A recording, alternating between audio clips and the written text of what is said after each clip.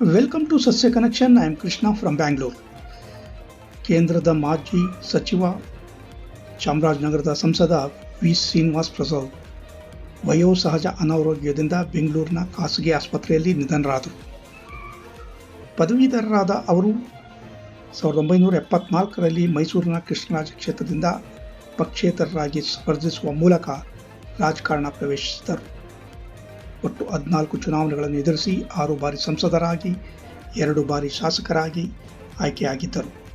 ಸಾಮಾಜಿಕ ನ್ಯಾಯಕ್ಕಾಗಿ ಹೋರಾಡಿದ ಸಿಪಾಯಿ ಶ್ರೀನಿವಾಸ್ ಪ್ರಸಾದ್ ಜನನಾಯಕರಾಗಿದ್ದರು. ಅವರು ಹಲವು ದಶಕಗಳ ಸಾಮಾಜಿಕ ಜೀವನದ ಪ್ರತಿ ಕ್ಷಣವನ್ನು ಬಡವರು, ಶೋಷಿತರು, ವಂಚಿತರಿಗಾಗಿ ಮೀಸಲಿಟ್ಟಿದ್ದರು. ಕೇಂದ್ರ ಹಾಗೂ ರಾಜ್ಯ ಸರ್ಕಾರದಲ್ಲಿ ಸಚಿವರಾಗಿ ಉತ್ತಮ ಕೆಲಸ ಮಾಡಿದರು. ದಲಿತ ವರ್ಗದವರಿಗೆ ಸಾಮಾಜಿಕ ನ್ಯಾಯ ಕೊಡಿಸಲು ಸದಾ ಯತ್ನಿಸಿದರು.